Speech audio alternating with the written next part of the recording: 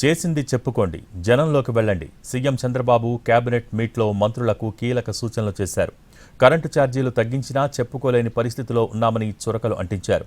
ప్రతి శాఖకు సంబంధించి మంత్రులు ఎప్పటికప్పుడు చేసింది చెప్పుకోవాలని అన్నారు చంద్రబాబు.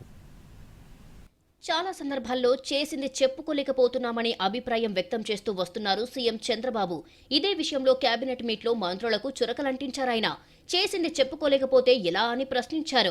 కరెంటు ఛార్జీల విషయంలో ట్రూ అప్ ఛార్జీలు తగ్గించినా చెప్పుకోలేక వెనకపడ్డామన్నారు చంద్రబాబు.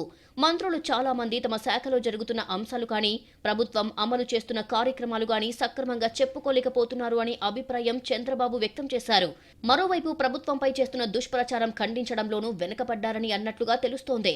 శాఖలో జరుగుతున్న ప్రతి అంశంపై జనానికి చెప్పాలని, అదేవిధంగా ఫీడ్బ్యాక్ ఎప్పటికప్పుడు గమనించాలని సూచించినట్లు టాక్. కేబినెట్ సమావేశానికి ముందు మంత్రులతో లోకేష్ ప్రత్యేకంగా సమావేశమయ్యారు. నకిలీ మద్యం అంశం ప్రధానంగా చర్చకు వచ్చిందే. బెల్ట్ షాపులను తగ్గిస్తే నకిలీ మద్యం అరికట్టవచ్చు అనే అభిప్రాయాన్ని లోకేష్ వ్యక్తం చేసినట్టు తెలుస్తోంది. దీంతో పాటు మంత్రుల పనితీరుకు సంబంధించి చర్చ జరిగింది. మంత్రులు తమ పనితీరుకు సంబంధించి దృష్టి పెట్టాలని లోకేష్ సైతం చెప్పినట్టు సమాచారం. వైసీపీకి కౌంటర్లు ఇవ్వడంలో స్పందన సరిగ్గా లేదన్నట్లు తెలుస్తోంది. కులమతాల మధ్య చిచ్చు పెట్టేందుకు వైసీపీ ప్రయత్నిస్తోందని లోకేష్ మంత్రులతో అన్నారు. ఈ కుట్రల పట్ల అప్రమత్తంగా ఉండాలని సూచించారాయన. చిత్తూరులో అంబేద్కర్ విగ్రహానికి నిప్పు పెట్టి ప్రభుత్వంపై నెపం వెయ్యాలని చూశారన్నారు లోకేష్. నకిలీ మద్యం విషయంలో వాళ్లు తప్పులు చేసి మనపై రుద్దాలని చూస్తున్నారని, అలర్ట్గా ఉండాలని మంత్రుల్ని కోరారు లోకేష్.